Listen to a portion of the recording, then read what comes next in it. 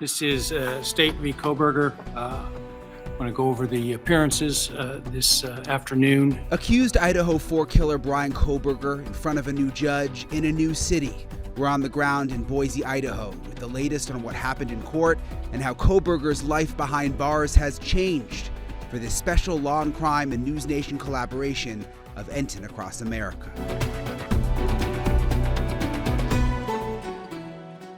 Hey everybody, it's Brian. I'm sitting here outside the Latah County courthouse in downtown Boise, Idaho. It's pretty hot out here today. It's interesting, last time I was here was for the Lori Vallow trial. Spent a lot of time in Boise for that. I never really imagined that I would then be here for Bryan Kohberger's hearings, but here we are.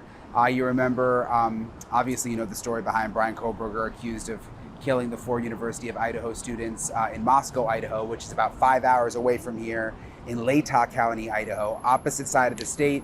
The change of venue was granted, so they've now moved the case here to Latah County in Boise. And this was the first hearing here in Latah County that just wrapped up a little while ago. So I wanted to make the trip out here to Boise to see what it would be like, because really, in a sense, it's almost like, not like the whole thing is starting over again, but kind of a new beginning in a way now that we're here in Boise. We had Judge was the judge over the case. Yes, his last name is Judge, so it was Judge.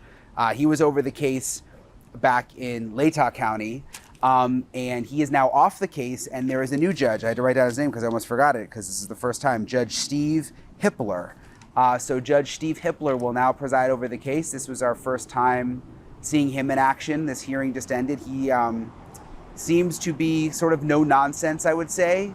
Judge, it definitely had more of a small town vibe there in Moscow. He's a super nice guy. I saw him in the parking lot a couple times and he would always say hi, but the prosecutor knew him forever.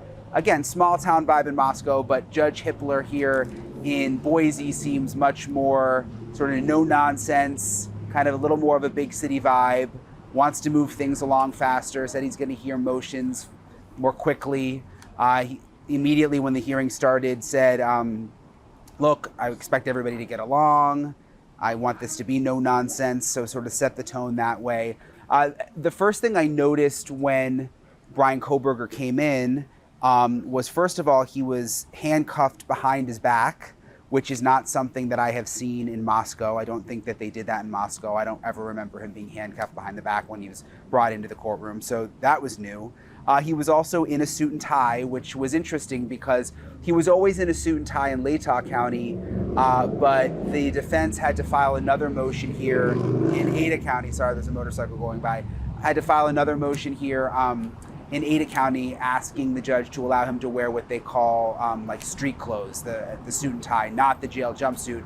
And his defense claims that he should get to wear the suit and tie because they feel when he's in the orange jail jumpsuit and then it's televised, that potential jurors in the community see that and that it's a bias, that they assume he's guilty because he's in the jail jumpsuit. So they asked, could he wear the suit and tie, which the judge allowed for this first hearing. So he came in suit and tie, but the judge was very clear that he was allowing it this time, but he is going to sort of do it on a case-by-case basis. He wants to talk to the deputies and security and see if it's an issue. So that was an interesting part of the hearing. I want you to listen to what the judge said about that. I did issue an order yesterday permitting him to appear in civilian clothes for this hearing only. That is a matter in terms of future hearings that we will take up in a closed hearing the day of, but in advance of whatever our next hearing date will be. My intention will be that Mr. Kohberger will not be present for that hearing, because part of what we will be discussing are security measures, and I expect to hear from the transport deputies and the bailiffs regarding security issues that they want to address or that I have questions for them about, so that I can make an appropriate ruling in terms of his appearance here, but weighing that not just against, of course, his rights, but also against the needs of security in this case. So again, it's going to be sort of case by case. We'll see if next time he's in the suit and tie or if he's in the orange jumpsuit. Also, another big part of the hearing today had to do with the trial date. You know, the previous judge, set the date for June 2025. They picked a summer trial date because they were concerned about school being in session in Moscow, Idaho, where it's a college town. They felt like in the summer it would be slower in town and the kids wouldn't be around, and that would be a better time to do the trial. So it was set for June 2025. Well, the new judge here in Boise says that he thinks summer is not a good time because he thinks they're going to have a hard time picking jurors in the summer. He just said, you know, basically what juror wants to give up their summer for a 2 or 3 month long murder trial. So they are looking at other options now for dates. I want you to hear that part of the hearing because it's important, because it could in fact mean that they're going to change when the trial actually happens. Take a listen. So my concern, because this trial is currently set to begin June 2nd and end approximately August 31st, is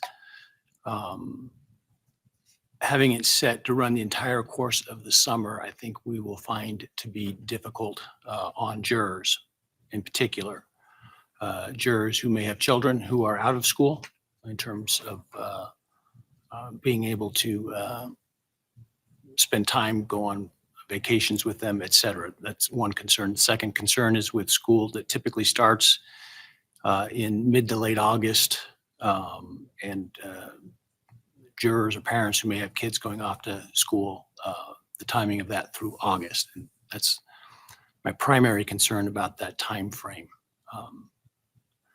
I had 2 proposals. One was to start the trial in the evidence portion of the trial the first week of May. And the other would be to start the evidence in early September. There were no victims' families that I noticed in court for this first hearing in Boise. You know, it's going to be difficult for some of them to get here. For example, the Gonzalez family, Kaylee Gonzalez, one of the victims, her parents, they live in Coeur d'Alene, which is about an hour from Moscow, but it's, you know, again, 5-hour drive or so now to Boise. They didn't want it to be moved here for that reason, because they like to attend most of the hearings, and now it's a real hardship for them. They actually just created a GoFundMe, you can see here, raising money because, you know, they both got, I mean, I've gotten to know them pretty well, interviewing them. Steve and Christy are Kaylee's parents, and, you know, they got jobs and they work hard, and they're gonna have to take like leaves from their jobs when this trial happens and probably rent a house here, and you know, it's going to be like a 3-month ordeal. So they've created a GoFundMe to help with that. It's sad for the families. You know, there's no real, that we know of, you know, it's not like the government helps them out in terms of, you know, like a legal fund or something to help them travel back and forth and that kind of thing. So they've created a GoFundMe, and they plan to try to be here for most of the hearings and especially for the trial whenever that ends up happening. Also, I want to point out, so Bryan Kohberger is obviously now in jail here in Ada County, which is very different from Latah County. Latah County, where he was, there was just a small jail, like 38 cells underneath the courtroom. So it was that little courthouse, and then the jail was right underneath, and it was so interesting. They would just bring Bryan Kohberger right up the stairs into the courtroom. He never went outside or anything. Well, now he's been moved here to Ada County, to Boise, which is obviously it's a city. They've got a big jail complex. It has about 1,000 beds, a little more than 1,000, different wings, high security. And we've learned a little more about what it's like for Bryan Kohberger here now in Ada County. It's much different than Moscow in terms of what the jail is like. And we actually talked to a local bondsman who knows the jail very, very well, has sources inside the jail. This is what he had to say. He's housed by himself. Unlike the other facility he was in North Idaho, Latah County, he does not have a TV. He's still let out the same hour a day, phones, TV, but he doesn't have access to the TV constantly like he did up there. Oh, yeah, because he had his own TV. He did. Yeah, so he doesn't have his own TV. No. Yeah. Interesting. So what can he do to pass the time? There's not much to do, being locked down 23 hours a day. He just has to sit there. He looks forward to that 1 hour. I know when he was in Latah County, he loved watching himself on TV constantly. Some in the jail say he was infatuated with it, but he doesn't have that luxury in Ada County. I don't believe he has access to any of the other inmates. I've heard that in Latah County he did, not housed with anybody else, but they would come in passing, and he doesn't have that in Ada County. I don't think anybody's really had contact with him. There's more room in that jail to move somebody around without having contact unneeded with other inmates. Yeah, because we know in Latah he could hear other people or they would walk by, so that's not the case here. No. For him, do you think he would rather be here in Ada County in the jail or in Latah County? I think he kind of got a shock coming here. He probably didn't realize how big of a facility it is, spending over 500 days in Latah County where it houses 38 inmates. I think he would probably rather go back there and have his TV. It's interesting to think about it, I mean, Kohberger may have preferred being in Moscow, where he had his own TV, and, it was a little more of a small town vibe. Here he's apparently extremely isolated in this cell by himself there for 23 hours a day. I wanted to give you an idea of what the jail looks like. I went out there for our show on NewsNation Banfield. I went out there and then also sort of showed the drive and where he comes into the courthouse here, which again, much different than what he was experiencing in Moscow. Take a look at this. This is the Ada County Jail in Boise, Idaho. It's a massive complex, takes up a couple of blocks out here.